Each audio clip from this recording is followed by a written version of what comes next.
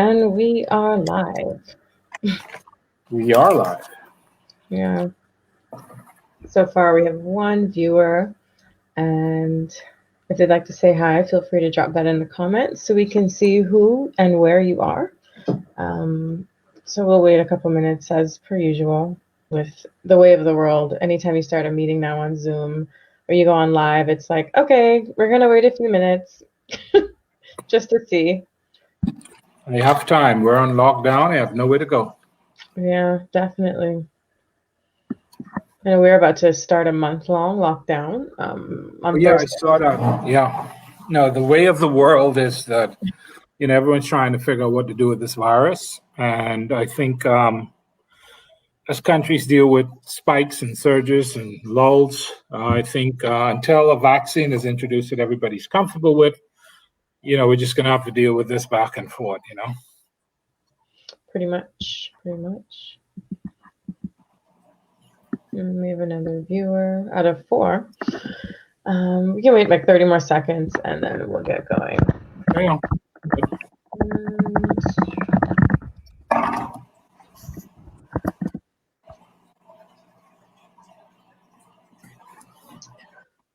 All right. So to all of you that are viewing, once again, thank you so much for joining us for another episode of Siren Sundays. I'm Lashanti, and my wonderful guest today is Eric Carey, the Executive Director of the Bahamas National Trust. I know he's not very popular, so hopefully he'll be able to tell you guys who he is on this show. It is November, and I definitely was so happy that I was able to kick off my favorite month of the year with you, Eric. I think this is going to be a great episode. I look forward to everyone tuning in, being very interactive. Hello, Haley and Elijah. And we'll get going. This episode is about protected areas and national parks in the Bahamas. I know a couple of people asked me, why are you saying protected areas and national parks? And that is one of the things that we're definitely going to answer today. So, Eric, if you can just tell the lovely people who you are, give them a bit of the experience that you've had working in the Bahamas and even with protected areas and national parks over the time that you've been working. Yeah, Ashanti, first off, huge congratulations to you for having completed your master's. I know it's something that you wanted to do, and your entire BNT family are really justly proud of you. And who knows where the world, where this takes you. But we know that you're going to have a net positive impact on conservation on the planet. And so I just wanted to state first that we're really so very proud of you for what you've been able to achieve. Both you, of course, and Lindy. I don't want Lindy to get upset with me. But we are proud of you as your colleagues here at the BNT. So I'm Eric Carey. I'm the Executive Director of the Bahamas National Trust. I've been with the BNT since nearly 20 years. And before that, I worked in conservation with the government back then when there were really very few people. In fact, I was responsible for terrestrial conservation at the Department of Agriculture, and a very well-known individual, Eleanor Phillips, was responsible for marine conservation at the department, then the Department of Fisheries. And we both left the public service, actually, in 2003.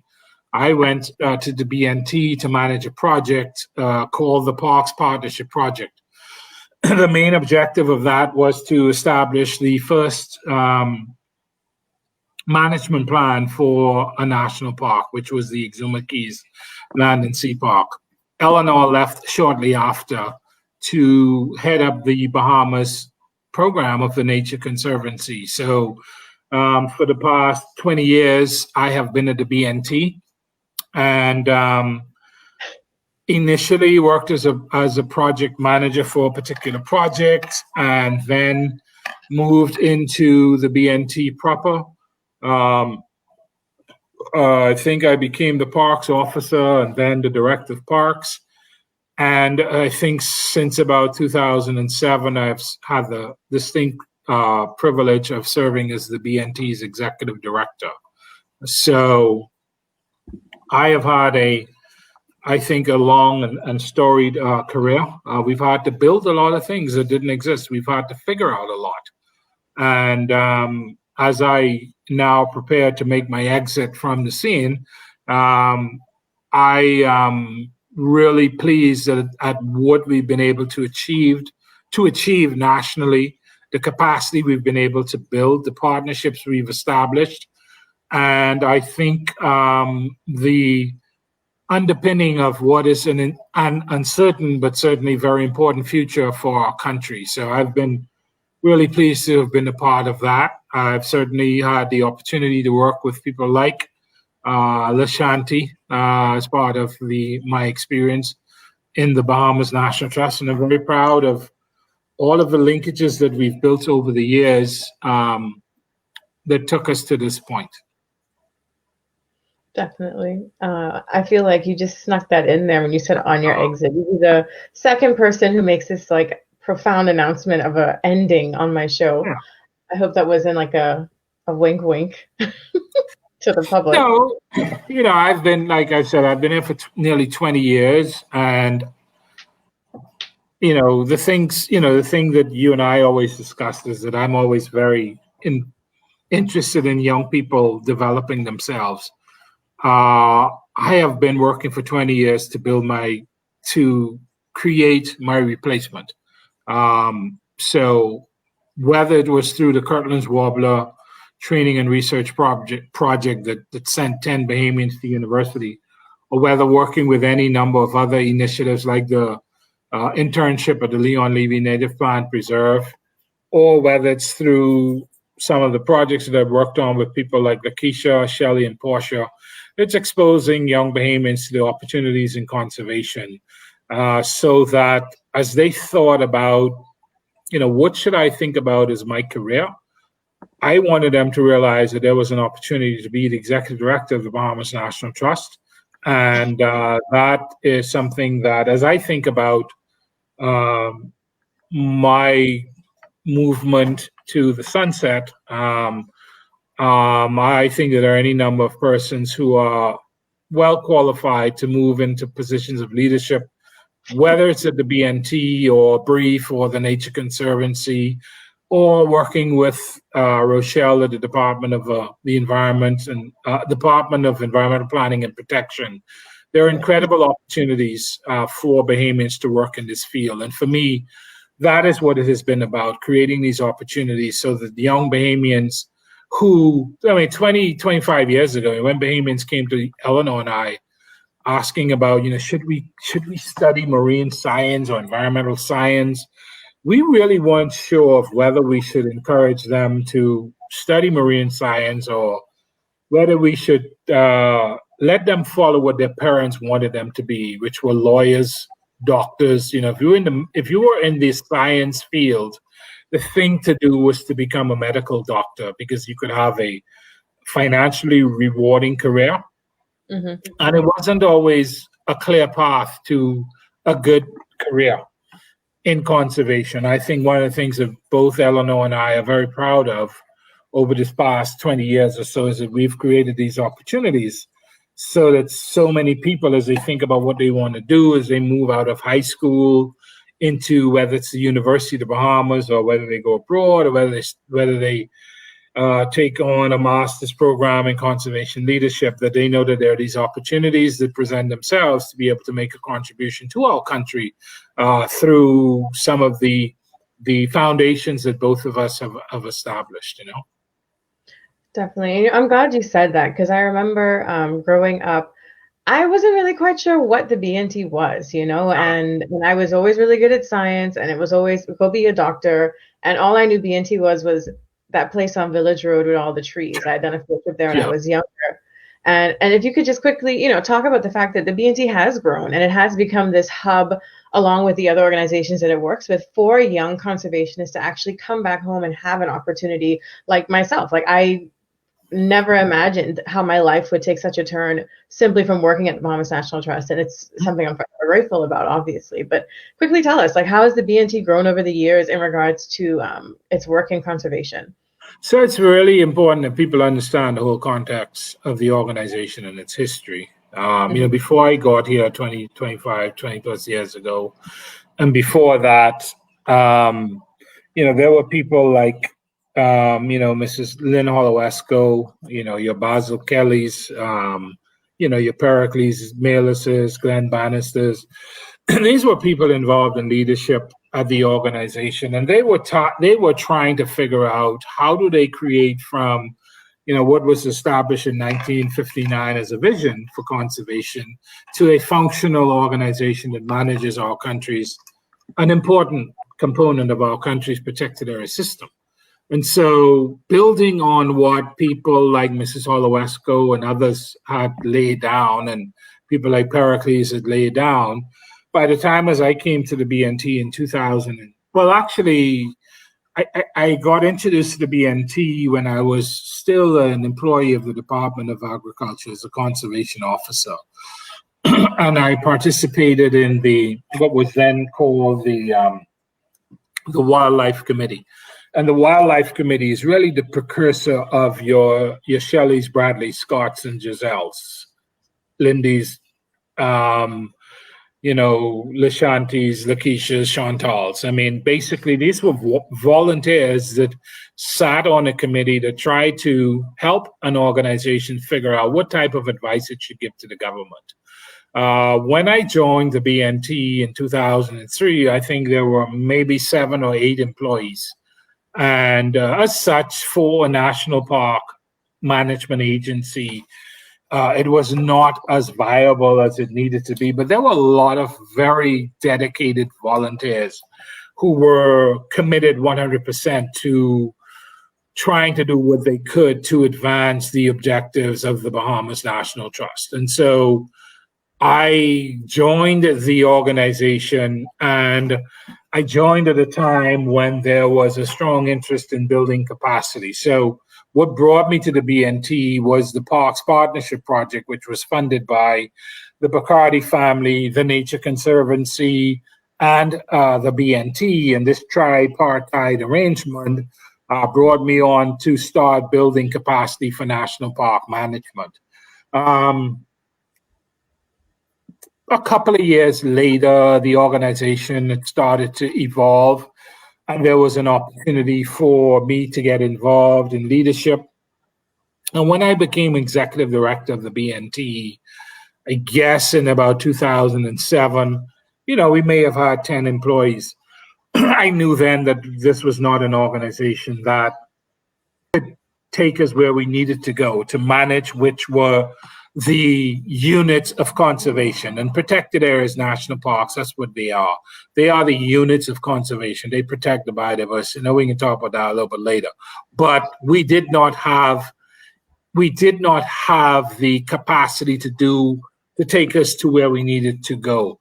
And so as I took over, I remember when I became executive director and learning about the huge mandate of what I had taken on. It was very daunting. In fact, I remember coming home and telling my wife that I'm not really sure what I've just gotten into, having been offered the opportunity. But there were people like, Pericles, and people like Mrs. Holowesco, and there were people like Mr. Manuel Cotillas from the Bacardi family, people like Eleanor and others from the Nature Conservancy who understood the potential for the Bahamas National Trust and who had committed to helping to help this organization realize its full potential. And so we started raising money, and every dollar that we raised, we put into people, we put into capacity. So I remember in the early years, having discussions with, very astute board members, some of whom felt that, perhaps we should grow more slowly. My view was we needed to grow quickly, because if we didn't grow, we couldn't be effective. It's like, if you really need 10 hands and 10 toes to be functional, if you don't get to that point, then you won't ever be functional. And the 6 fingers, if the 10 fingers and the 10 toes. If you ended up with 6 fingers and 3 toes, then those people who are working in those positions are really going to be worked really nearly to death, and they won't be able to do what they have to do. So fortunately, we had the support of visionary board members that understood that we needed to invest as much as we could into the development of capacity. And so for me, it was really important to build capacity at the Bahamas National Trust. And so we started building divisions. So the parks divisions got created, the education division, the science and policy division, development and fundraising. We started building these divisions within the organization. And every division created opportunities for young Bahamians to move into credible, satisfying jobs. I had, fortunately, such dedicated staff members, your Portia Sweetings, your Shelley Cans, your Lynn Gapes, of course, the uber dedicated Lakeisha Anderson, and your David Knowles is, I get into trouble as I start calling names, but all of these individuals were, I think they bought into the vision that I was putting forward, and we started.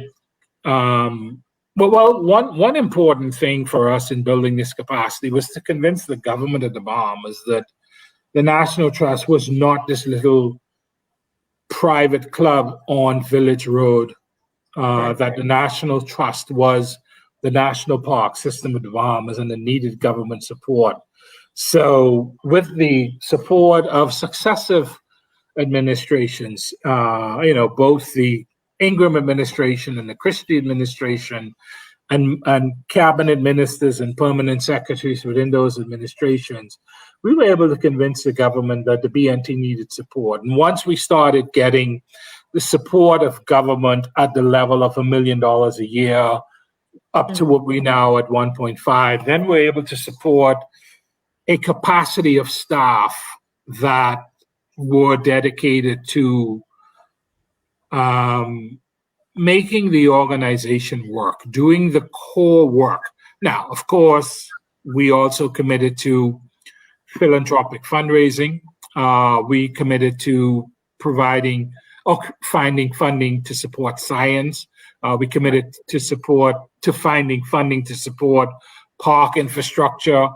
You would have been involved, obviously. I mean, what brought you from Dolphin Encounters to the BNT was funding from an organization, Oceans 5, that really believed that this organization, the BNT, working with partners like the Nature Conservancy and Brief, were poised for beginning leadership of transforming the national park system, the protected area system, into something which will underpin the sustainable future of our country. So it's been a long and storied existence. It's been up and down. It's been scary at times. We've had many Decembers where I've had to say to our CFO, where are we going to find the money to pay the payroll?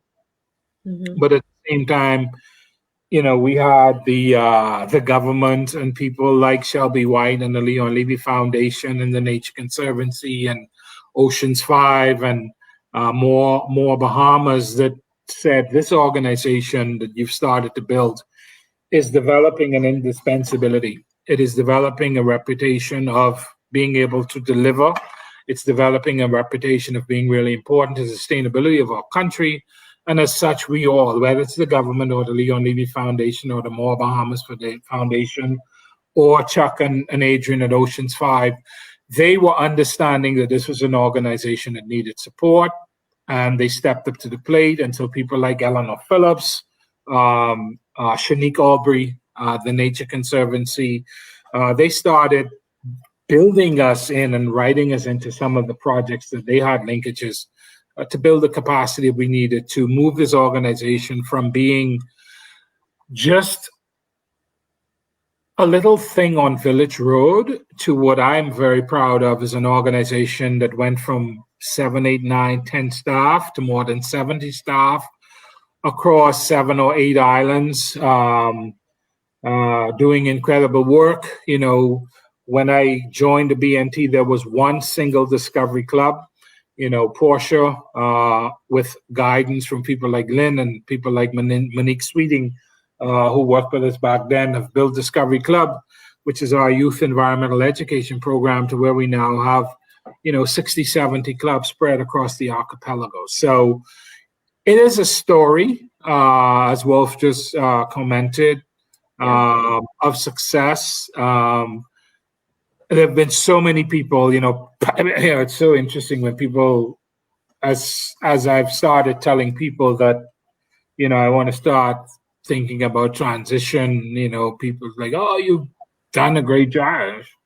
We've done an incredible job. All of the people, all of our partners, and I think we've built a success that I hope, helps to underpin the sustainability of these fragile and ephemeral isles. Definitely. Sorry, that was long and boring, but I apologize. No, and I totally, like Wolf pointed out, I definitely think, and also Anselino pointed out as well, knowing this background and knowing this history is the information that people need to hear, because I don't think a lot of people understand how quickly, like you said, the BNT had to grow to get to the place it is now, and how much more it still needs to grow to meet its mandate. I was only there for about 3 years, and I always used to say, wow, like this grew fast and it still needs to grow even faster. And so I think letting people know that history and getting them to understand the importance is important. So definitely, yeah. And I always love when you talk about that, because I think a lot of people don't realize that a lot of children growing up who wanted to get into science, it was very little opportunity. And so if you look at how it was then and how it is now, it's way more opportunity for people to actually consider the fact that they don't have to be a doctor. They can genuinely say, hey, I like snakes and I want to just focus on reptiles. They have role models now who are Bahamians, who are out there doing the work because they had a platform in the Bahamas National Trust to start from. And so you have done a great job, Eric. And if I could toot the horn for you, definitely, like I said in one of my times sharing this, you are one of the conservation warriors that I had the privilege of working for and under and with, and it's been great. And so to the topic at hand today, the Bahamas National Trust is the National Park Management Agency in the Bahamas, but we do have a mixture of different things going on in the Bahamas in regards to protected areas in general. I think a lot of people just know the BNT and national parks, but they don't understand the concept of protected areas and national parks. So if you could just quickly give us, what's the fundamental difference when people in the Bahamas talk about protected areas and national parks? Yeah, so, fundamentally, when, I remember when I got involved with this and I started understanding something called biodiversity conservation. In fact, there was something called the Convention on Biological Diversity, CBD, out of which came the Jeff to fund this, conservation, out of which came so many aspects of conservation. And I remember back then, in fact, the first conference of the party, so all of the countries that signed on to the Convention on Biological Diversity, the first conference of the parties was in the Bahamas. And I remember back then trying to figure out, and I remember reading the convention, the text of the convention, which pretty much said that to save biodiversity, it's all going to be underpinned by protected areas. And I kept asking myself, what are our protected areas? Who is our protected area management agency? And so I started digging and started understanding that it was then the Bahamas National Trust. I understood then that there were moves afoot to create marine protected areas to be managed by the Department of Fisheries at the time. And so the Bahamas National Trust called all of its units of conservation national parks. That is what we did. But the Biodiversity Convention referenced national parks and protected areas. And I didn't know whether there was a difference and what the difference was. Well, there is no real functional difference. The functional unit is a protected area. And a protected area is an area that is set aside by a government that an agency of the government or a non-government organization or a private entity could manage to effect conservation. It could affect the sustainable use of the resources in that area. So back then, it was the Bahamas National Trust that managed national parks like the Exuma Keys Land and Sea Park, the oldest land and sea park in the world, or the Inagua National Park, and so the BNT was the protected area management agency back then.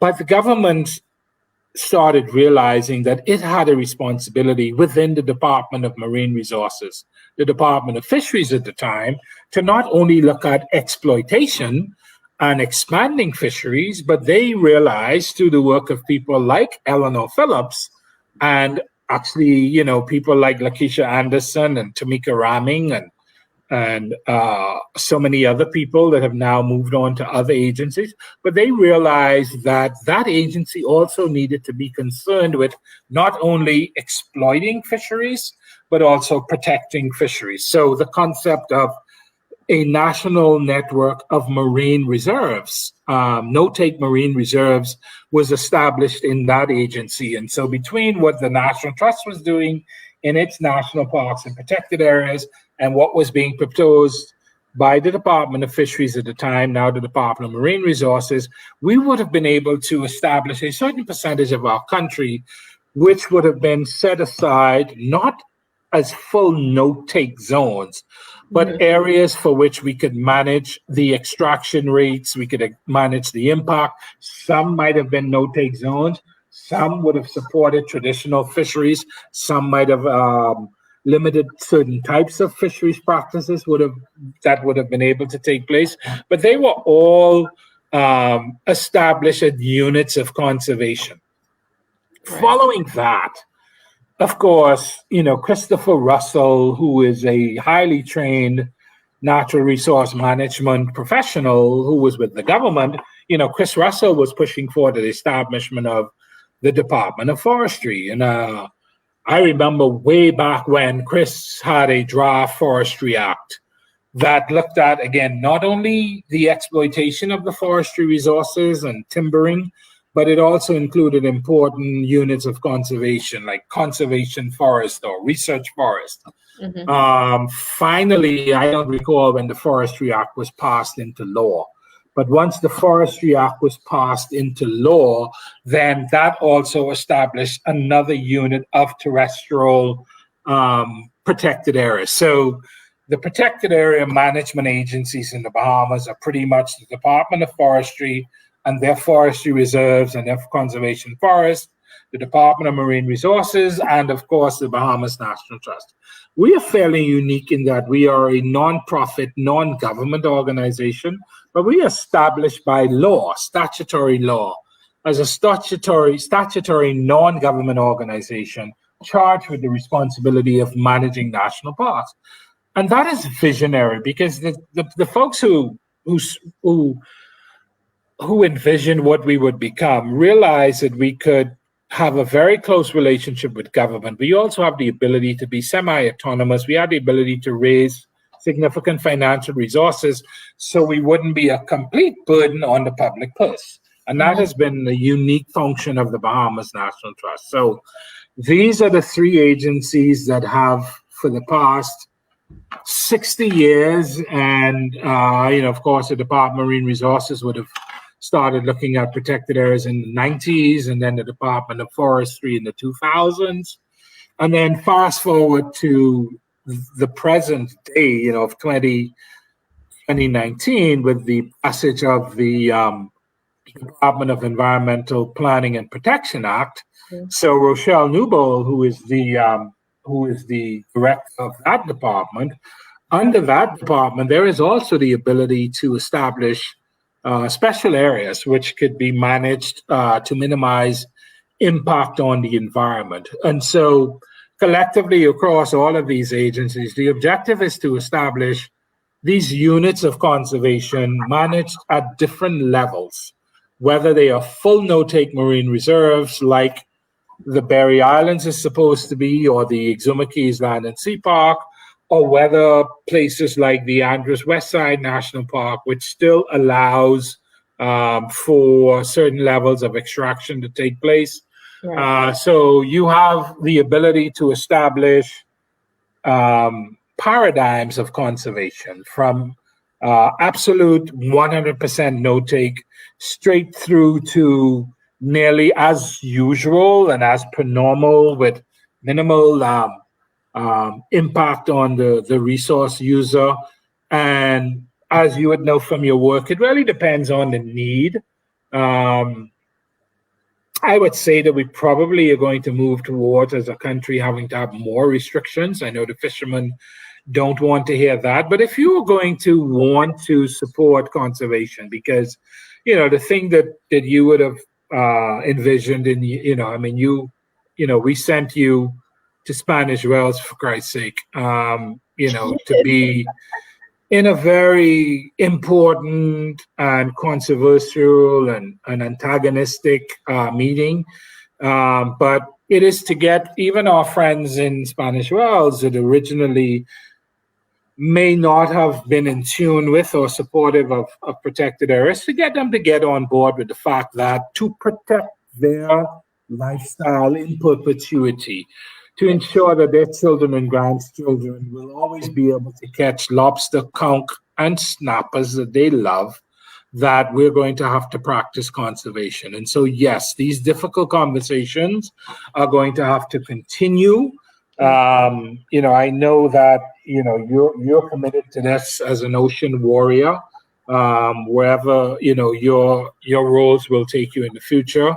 Whether that brings you back to work with Lakeisha or not. But yeah, but it's take a job in the future. Absolutely, yeah. But exactly. It is wherever we are, whether we work whether we work with people, like the BNT, or whether we work with important partners like the Perry Institute for Marine Science, people like the distinguished Craig Dahlgren, who is easily the most distinguished and one of the most active marine scientists interested in and involved in conservation in our country.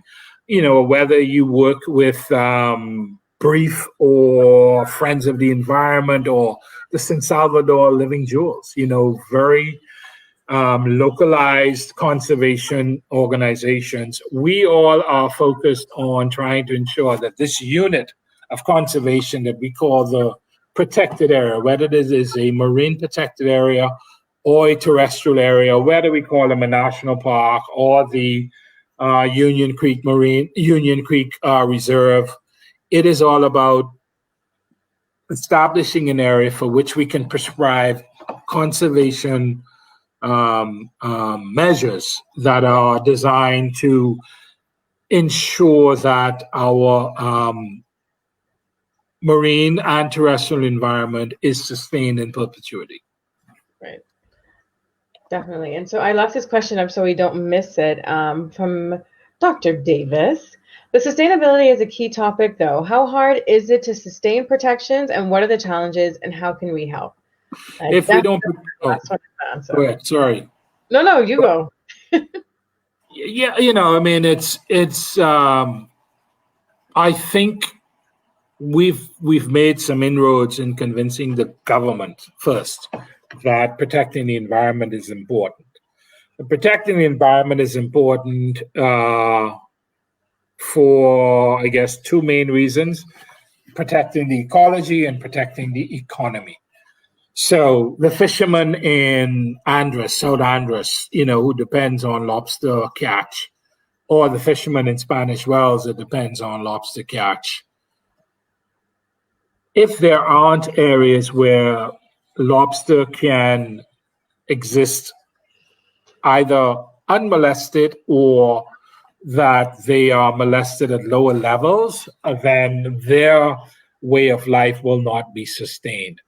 So it hasn't been difficult convincing the government that the future of our country is wholly linked to the environment. The environment is our stock in trade. Right. And so, when we had people like Earl DeVoe on one side of the equation, or the most honorable, Hubert Ingram, or whether it was, the most honorable, Perry Christie and Brave Davis and Kendrick Dorsett, whatever side of the political divide, it really didn't matter to us, because we don't wear yellow or red when we go to these meetings. We wear blue and green, right?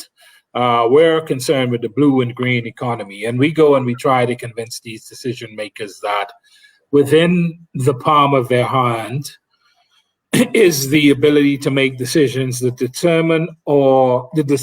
determine a sustainable future, or determine that our country is going to not be sustainable, and we're going to be facing serious environmental degradation.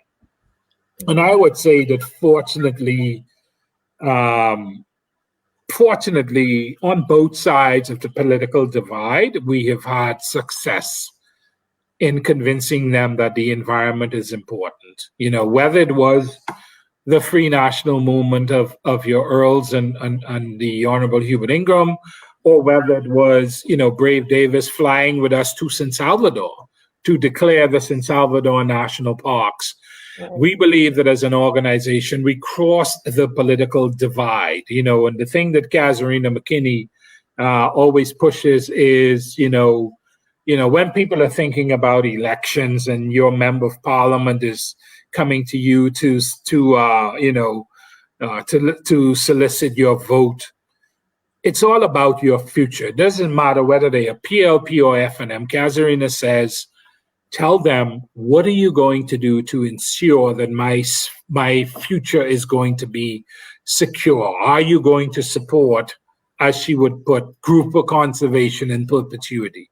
As we would put, are you going to ensure that conservation is going to be a successful program? Are you going to ensure that Bahamians will always be able to enjoy crab and rice because we've protected the crab replenishment area, So, where are we going to ensure that the economy is protected by underpinning and undergirding the ecology on which it depends? Tourism. I was so funny years ago, a former minister of tourism, Vincent Vanderpool Wallace, sent an email out to so many people touting, that Bonaire had won an award for, for diving, the quality of their diving, and I was so glad that he had copied in 1,000 people, because I was able to reply all to, 1,000 people and say that if you read what they won an award for the quality of their reefs. Yep. And the quality of their reef is enhanced because they are protected. And so if we protect nature, nature will protect our future, and that is what we've been preaching, whether it's the BNT or some of our partners that we work with locally or internationally. If we protect nature, nature will indeed protect our future, and indeed, that's a long answer. Sorry, that's a long answer for Lino's question. But if you can convince the government that our future is wholly linked to the quality and the extent to which we protect the environment, I am one who I absolutely reject the notion that politicians are absolutely corrupt and politicians are stupid. I reject that notion. I think that people who go into politics are brilliant. They go into it for the betterment of our country. And we just need to appeal to the common sense of these brilliant politicians and get them to understand that protecting our environment. I need Dionisio de Aguilar, who spoke yesterday about the fact that people are going to come to the Bahamas. I need people like Minister de Aguilar to be the spokesperson for the environment, to say that people are going to come to the Bahamas more than they will go to areas where the environment is destroyed, because we've protected our environment. I need my good cousin, Joy Giberlu, who is the Director General of Tourism, to continue to support the work of the BNT and the work of the Department of Marine Resources, to understand that when the Bahamas wins these international awards, as somebody posted recently, we won 10 or 15 awards in tourism, but the top award that we won was for large animals on reefs. What are these large animals? They are not elephants. They are not tigers or lions or rhinoceri. They are sharks and turtles. So people can go on reefs and see these large animals, and they rate that the reason they will come to the Bahamas to get into the water is because we have protected our large animals. And I know Bahamians have an issue with sharks, and we are afraid of sharks as a people, but protecting these large animals and protecting sharks and protecting turtles, protecting the environment generally is what is going to underpin our recovery from COVID. People are going to go, especially to the family islands, because you can get in the water and you can be socially distanced. The mask you have underwater will protect you from COVID and expose you to the most incredible natural beauty that you will ever see. And the reason you will see that is because of the work of organizations like the Bahamas National Trust and the other conservation organizations committed to protecting the environment in these units of conservation that we call protected areas. Right. Yeah, and definitely the only thing I can add or reinforce rather is that I think a lot of Bahamians, they feel like the government has the power in this situation. And just like you were saying, like Casarino always tells people to do, when your MP comes around asking for your vote, that's your opportunity to let them know what your issues are and your interests are, what you want to see done. So simply ask them, what are you going to do in regards to protecting our natural environment? And if they don't hear that from the people, then they're not going to do it. And I know one of the things that I learned, even just working at BNT and getting out in the communities, was the fact that people don't realize that if they have a voice, they can use it. And the government is listening, but no one's saying anything. So they are listening. And they ask us all the time, or BNT and all these other organizations, well, what are the people saying? They don't just take our word for it. What are the people saying? How do the people feel about these things that you want to do? How do the people feel about these protected areas? Do they want an MPA in their backyard? Most oftentimes, community members actually do. But people aren't vocal and people aren't helping us push this message. And that's usually why it's harder, to get done. And Bahamians, we speak about aragonite, because somehow someone has been convinced that we have so much aragonite that we could guarantee every Bahamian $100,000. So it means nobody has to work. I believe it's the most miscommunicated subject area on the planet. And hopefully people like Dr. Jacoya Major, who is a PhD scientist at Morton, Bahamas. Hopefully someone will contract him to write a paper about aragonite and the materials, because that's a big issue. So people are talking about aragonite. We need as many people to talk about conservation generally. I would love to understand more about aragonite. I am not an aragonite expert. I want my 100 grand as well, okay? So that's what I'm waiting on. I'm ready to give people my damn account number and say, put it here. Send my 100 grand here. So people talk a lot about that, but we need more people to talk about the other aspects of our natural resources. We need people to talk about the value of coral reefs and the value of white crowned pigeons, the value of bird watching. We need people to talk about the value of national parks. We were very pleased, exceptionally pleased that in the recent economic recovery report summary, the executive summary, that there is a reference to the value of national parks as a part of our economic recovery. And I've spoken to the chairman, one of the co-chairs of that Economic Recovery Committee who assures me that there are going to be other references to national parks and their importance as part of the economic recovery. Listen, the thing about, I remember, during the early onsets of COVID-19 and people was trying to figure out, people stopped traveling and Atlantis shuttered and Bahamas shuttered, but people were still going to places like the Exuma Park. Unfortunately, initially not enough Bahamians, but eventually a lot of Nasuvians who have a boat more than 26 foot were finding themselves in the feet, 26 feet, sorry.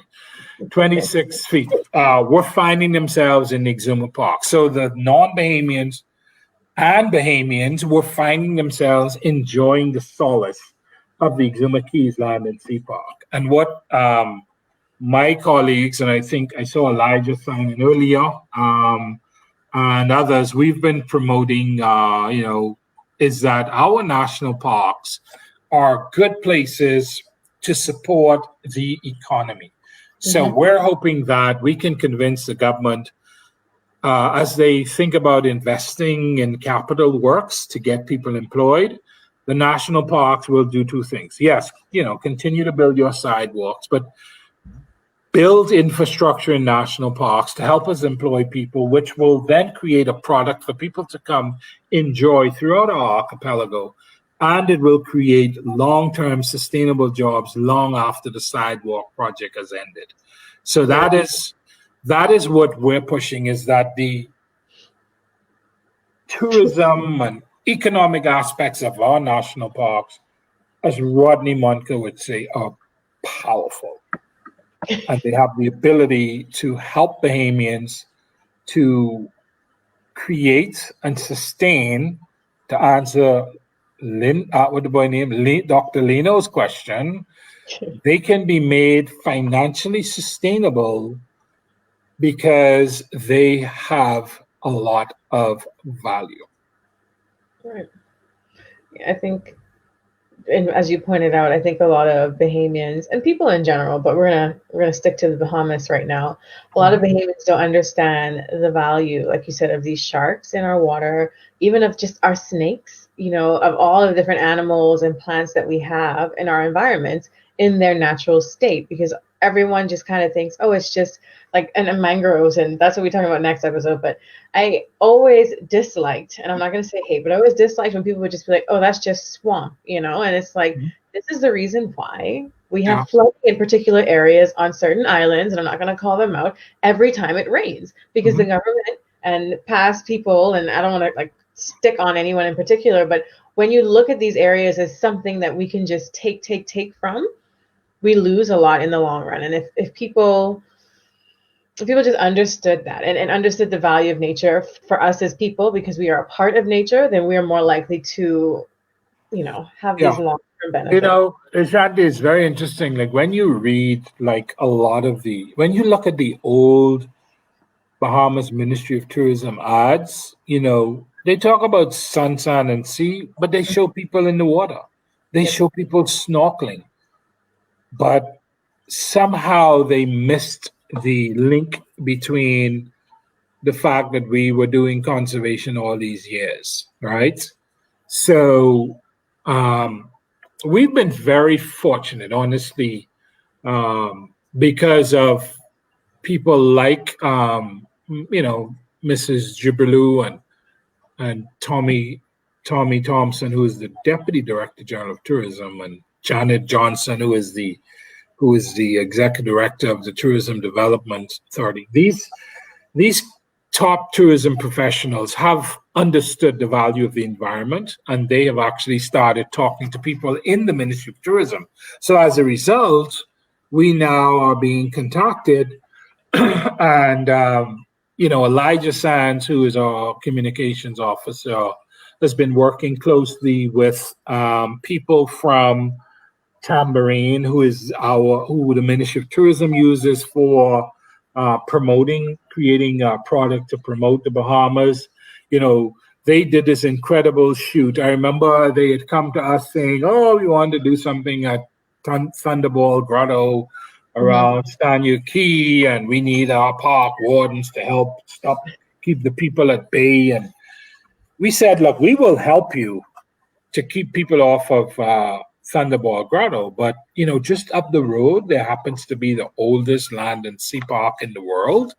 So we will help you if you will bring your film crew there to see the Exuma Park. And it was a fight because they were focused on going to Thunderball Grotto, but they knew that we had the ability, we had authority, and we could keep the tourists off and they could do their shoot. So they initially reluctantly agreed to come to visit the Exuma Keys Land and Sea Park. Guess what? They were blown away to the point where they actually then scheduled a full week to come back, and they actually came and filmed because they went back and they told their people, we are missing the real beauty of the Exuma Park. I know people love to go on and on about these farm animals that people like to go and see, right? But eventually the farm animals are going to be passé. People aren't going to go and see those pigs. But the Exuma Keys Land and Sea Park and the areas around that are benefiting from the Exuma Keys Land and Sea Park, the incredible natural beauty, that's what the tourists are really going to want to go and see. And that's when the value of a place like the Exuma Keys Land and Sea Park. The ecology is well known and well documented. We know that groupers tide in Exuma Park, you find them as far away as Long Island, and lobsters, you find them as far away as Cat Island. We know the larval flow that takes, replenish these areas. So we know the ecological value, but the economic value is what the people in the Ministry of Tourism and the Ministry of Finance will latch on to. It's what the people in the IDB who we're talking to with now about the blue economy, they will understand the value of the national parks and the protected areas to the blue economy. So we're going to continue to push not only ecology, but also the economic benefit. Yeah. And then to answer that question that Lino asked, the protected areas can actually indeed become financially sustainable because they will have an economic value. Yeah, and I think not to, of course, ever discredit Exuma Keys Land and Sea Park. I think a lot of people, Bahamians, tourists, they often don't realize, and I had this conversation over the summer during that little window when we could still go to the beach with someone who was not from the Bahamas, who basically asked, besides the beach, what else is there to do in the Bahamas? After you've done the beach, people don't realize we have cave systems.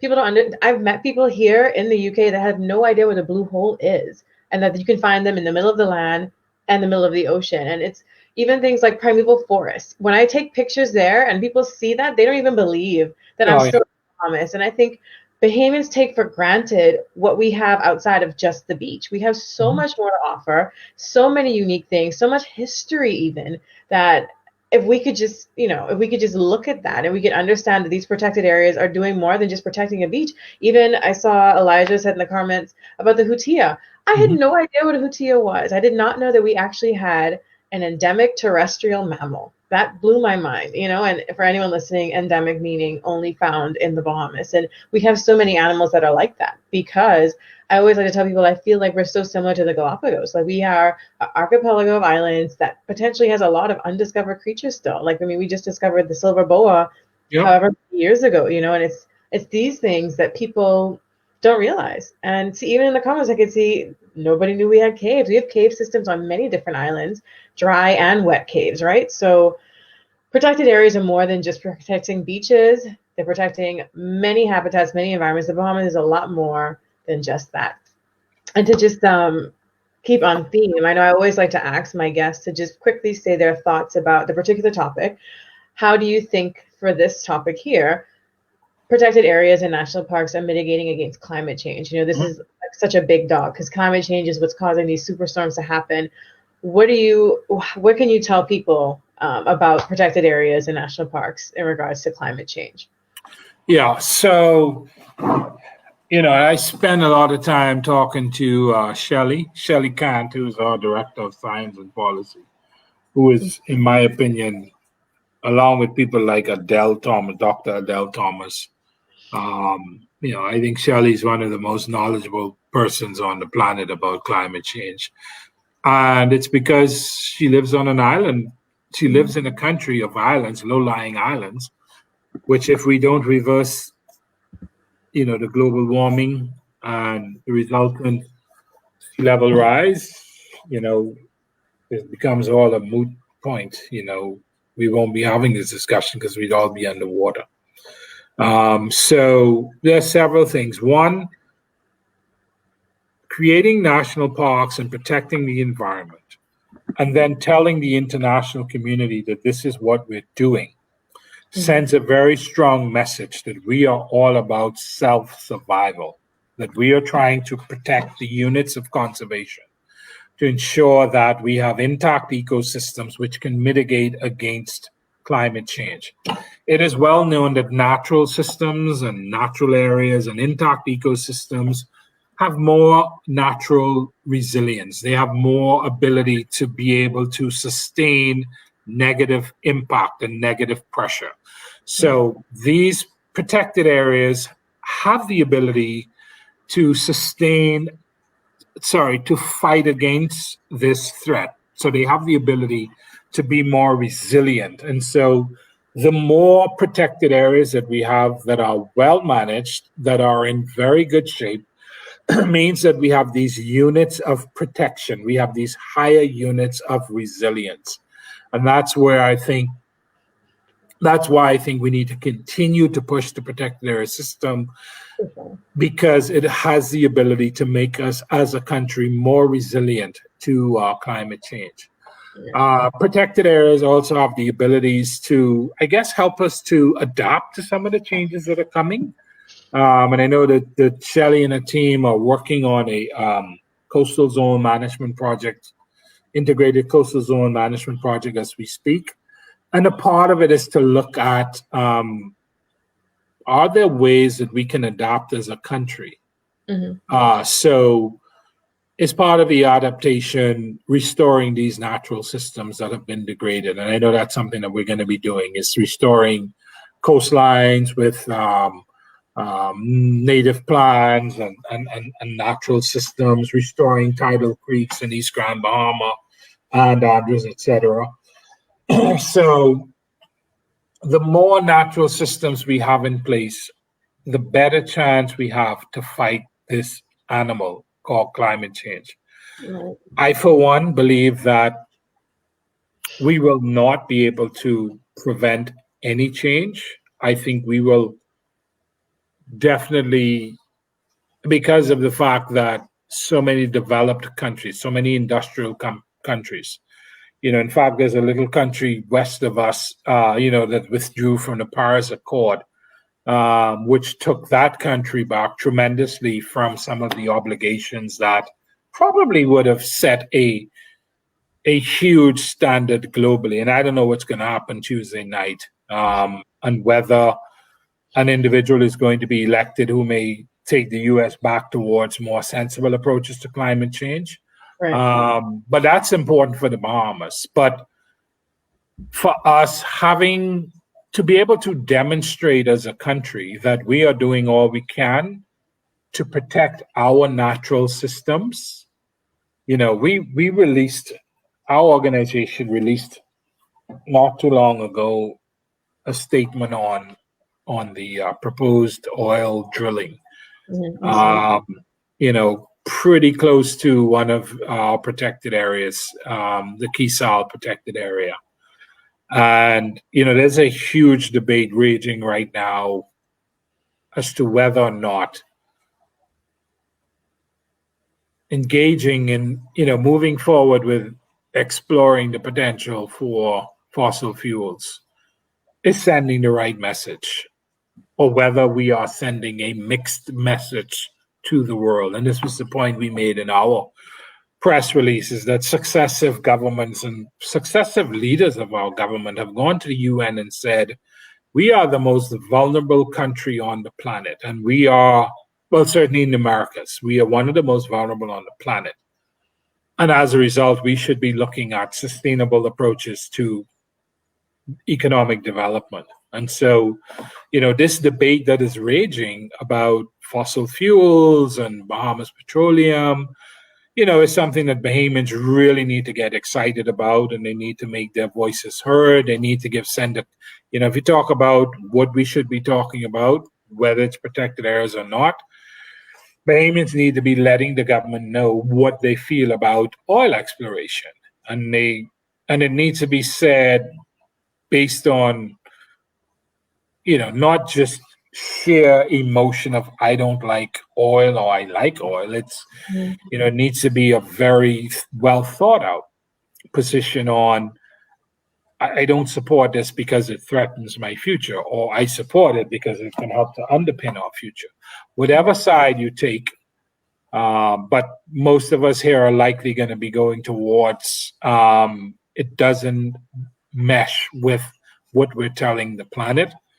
But yes, there's an opportunity for Bahamians to talk about not only protected areas, but to talk about and express their view on oil and other natural resources and how they should be exploited in our country. Yeah, which goes back to what we were saying earlier. I think a lot of Bahamians take for granted the power that they have. Oh, yeah.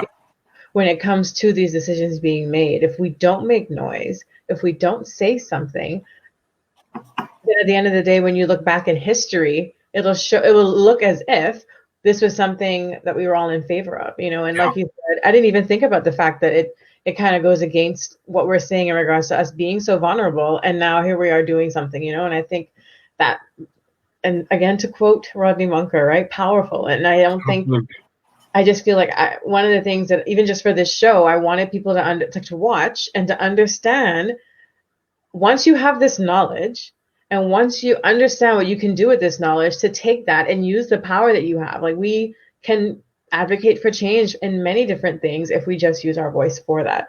But yeah, so there's protected areas have a lot of P's: a promise, purpose, potential, power, like protected areas. And as anyone who may know me, I'm extremely for marine protected areas. So, and I know I saw Haley earlier in the comments saying we definitely, yes, the more the merrier. And I think once people understand that marine protected area doesn't always mean no take, then that's great.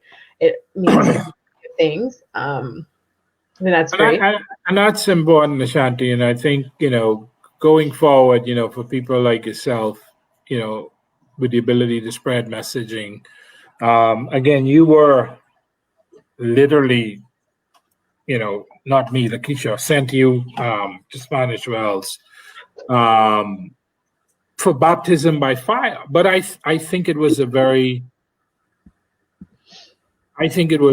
important to get that view because, Lakeisha experienced the same thing, and David, and, in Walker's Key, in Grand Key, where, you were there too? Sorry. But it's,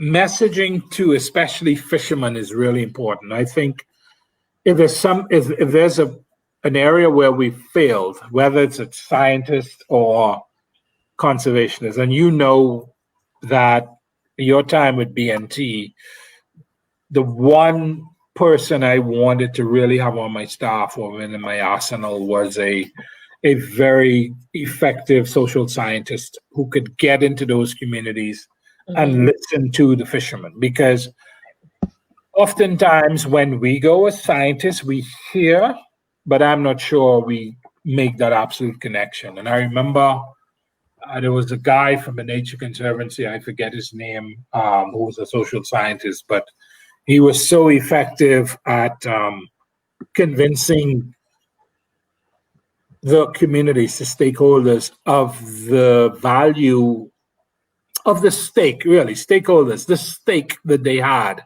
in the discussion.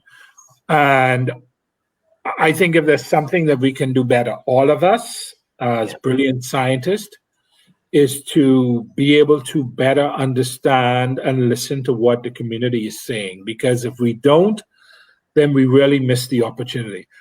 I really believe that Bahamian fishermen understand fully conservation. Of course, for our Bahamian fishermen, and I have a lot of discussion with some of my Bahamian fishermen colleagues from Spanish Wells or Andres or Abaco. A huge issue they have is this poaching.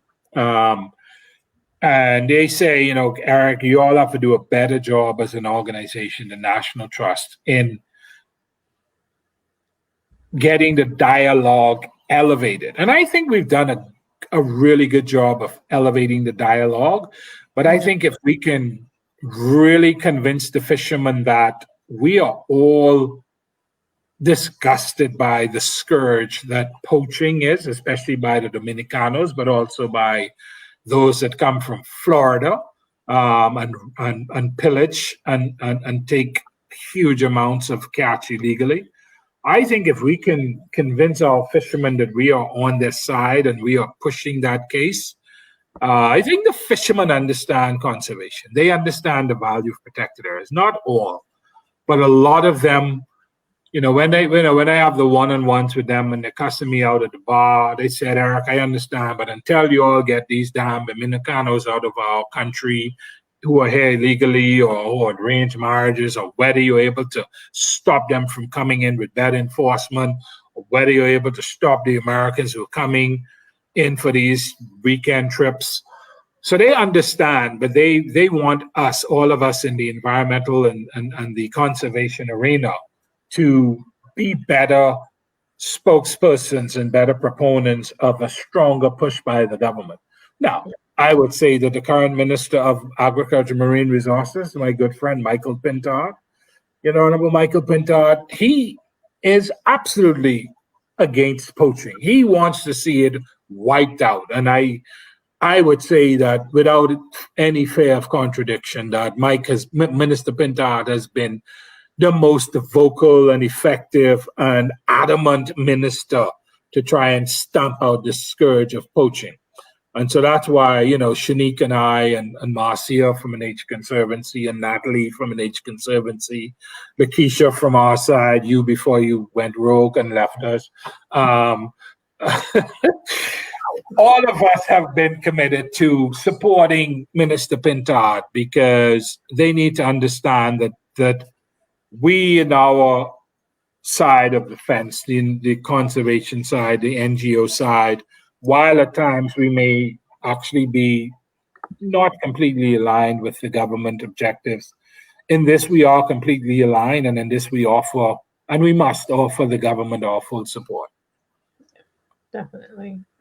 It's also, like you were saying, it's very important to understand there is a gap, and the Bahamas National Trust, along with partner organizations, have been slowly but surely closing that gap between the conservationists and scientists and the fishermen and community members. And just by human nature, like when you're just into different disciplines and you have two different focuses, it just naturally there is this missing link. So definitely it's been good. It's been getting better. And I think there's a promising future for that. I think a lot of fishermen are starting to get it more from where we're coming from, and we're starting to have them open up more about where they're coming from. And once we get those commonalities going, then that's a surefire way to have success. So yeah, I know there are a couple questions. I know the first one was asking about tours in regards to the national parks. Are the tours for the parks local? Okay, are they organized by the BNT or the Ministry of Tourism? Or locals? I guess that depends on the island, basically. Yeah. Depends on the island. So actually, we just signed an agreement just this week with a tour company out of New Providence, hoping for the return of cruise tourism. And they are looking to bring visitors to two of our national parks in New Providence, Primeval and the Retreat. Yeah, sorry. A lot, I know. So tour operators, we encourage tour operators. In Andros, we've worked, and in Agua, we've worked with the Ministry of Tourism and National Audubon to train qualified, certified bird tourism, nature tourism experts. So the National Trust, our preference is for local people or private individuals to bring tours to the park, because we really want to spread the dollar as far and wide as we can. There are some very exclusive tours because of the nature of, taking someone into a very sensitive area that we might control that. We might, as an example, into a flamingo rookery, where we might allow people to take a glimpse of it. That one would probably be controlled by,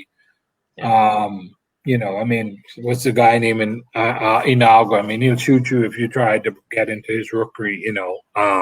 So he would definitely, if I send someone there, Henry Nixon would call me and cuss me out and ask me, "You crazy? I'm not letting anybody go in there because I need to control, because it's a sensitive area." So for places like that, Henry Nixon might control who, and he might insist that he takes people into a very sensitive area.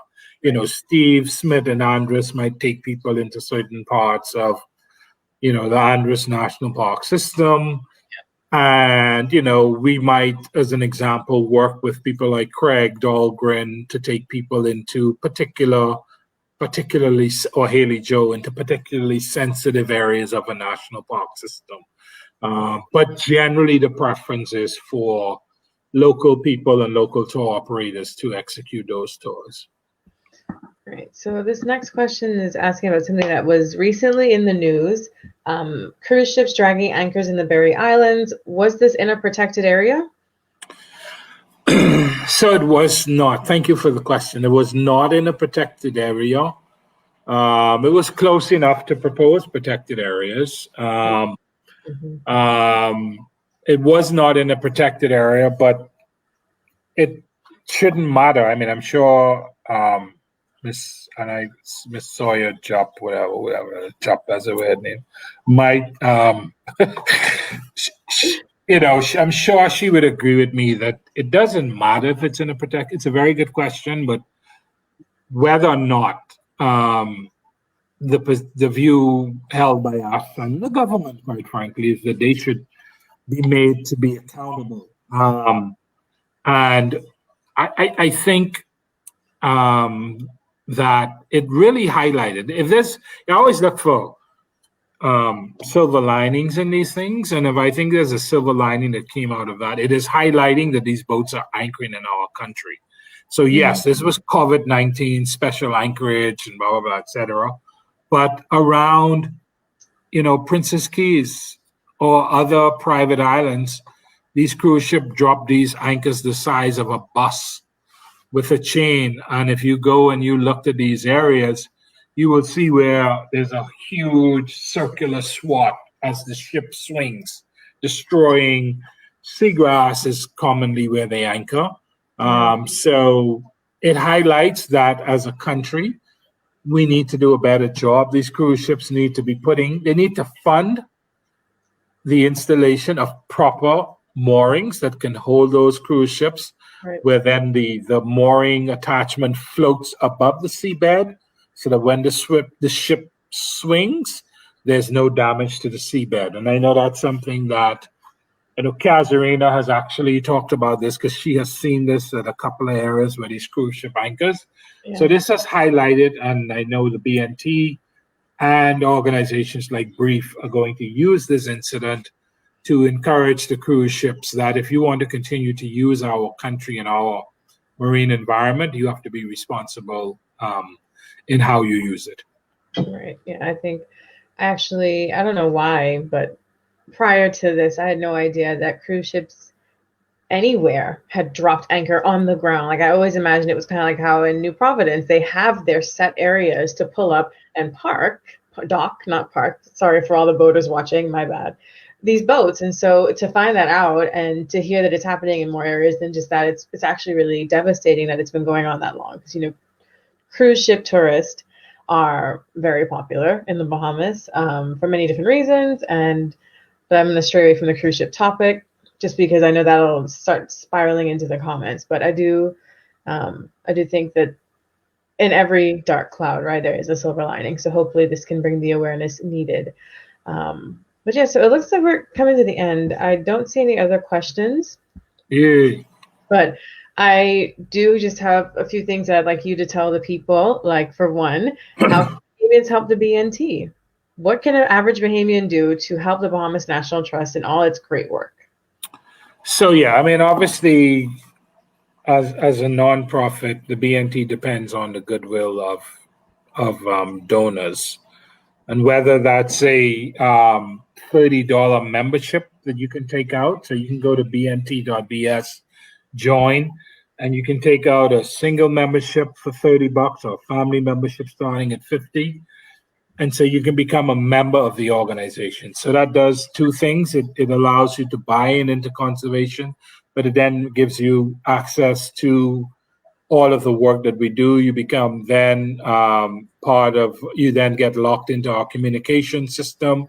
And so Elijah and Anna Raquel will start sending you information about our great work.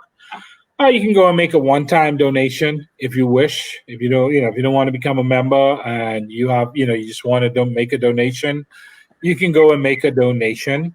And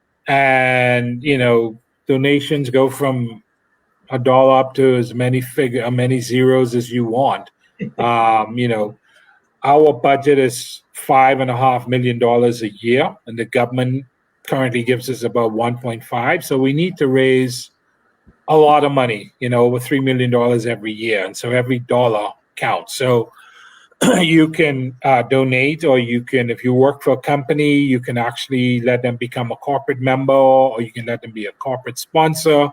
So, money is the best way to say we love you, BNT, and we appreciate your work.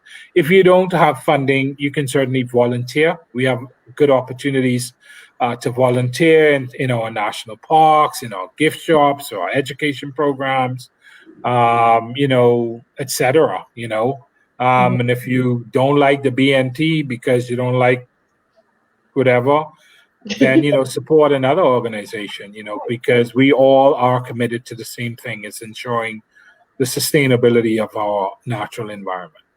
Right. And I know you guys, I saw 2 job vacancies. So if anyone out there is listening, you can maybe even See get how a shot. you've gone from saying you're saying we to you guys. Wow. I got to send a note to Lakeisha. So yeah, we do have job vacancies right now. There are 2 job vacancies available. One relates to an avian, that's bird, terrestrial science officer for some work in Andros. And then there's an integrated coastal zone management project manager.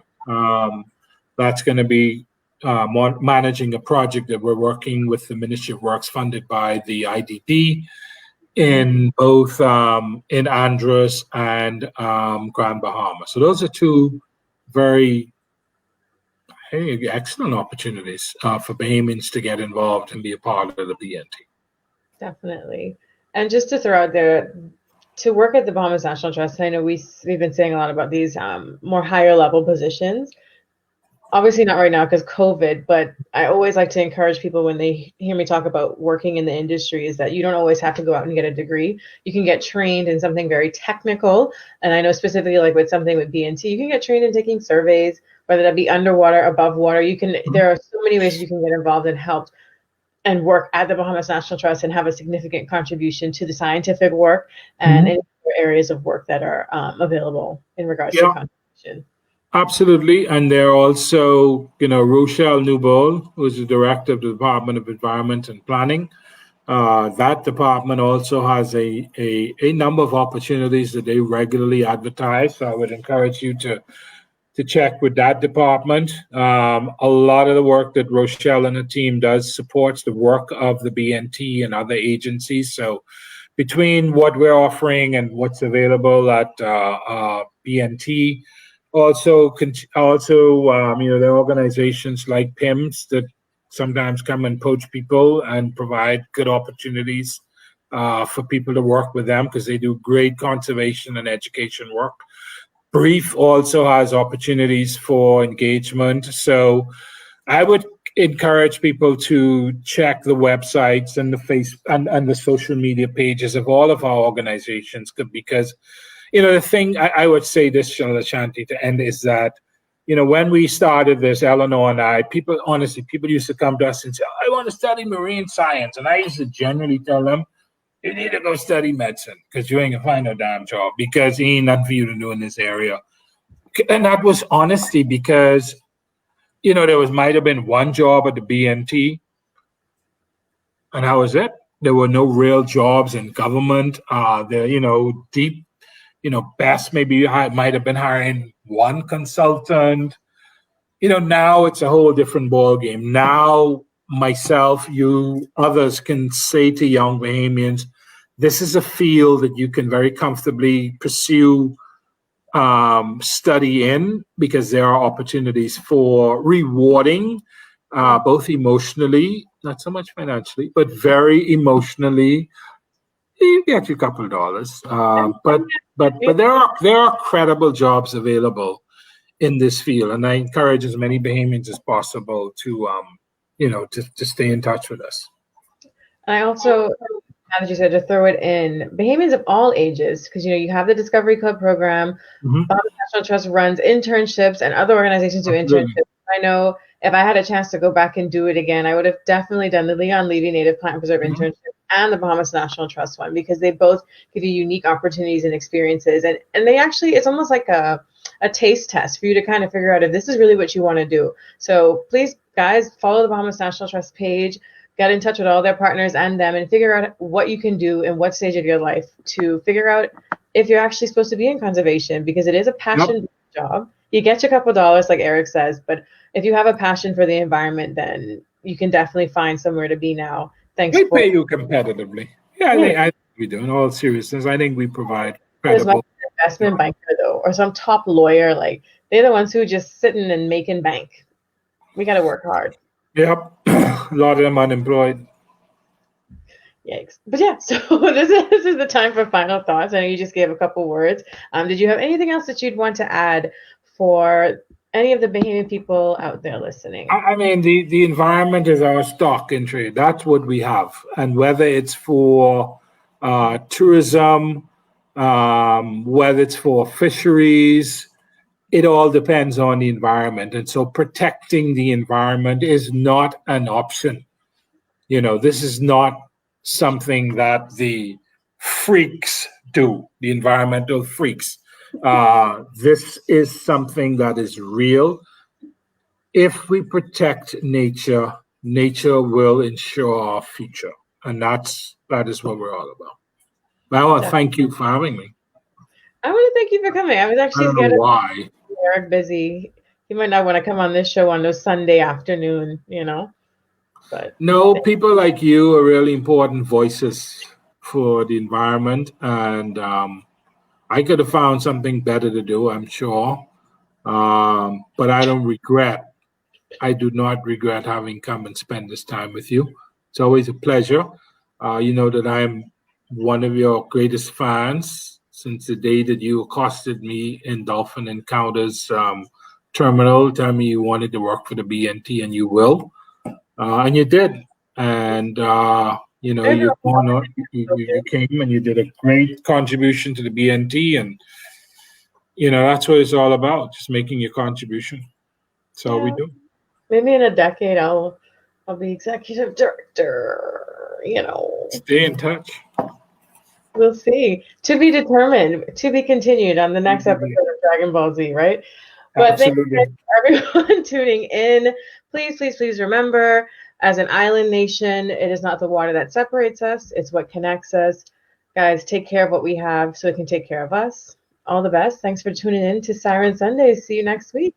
Take care. Good luck. Bye-bye.